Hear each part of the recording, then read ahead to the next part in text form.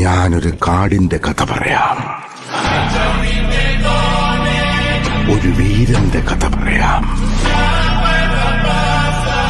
മാരിമുകിൽ പോലെ പെയ്ത തീത്തുള്ളികളെവിടെ?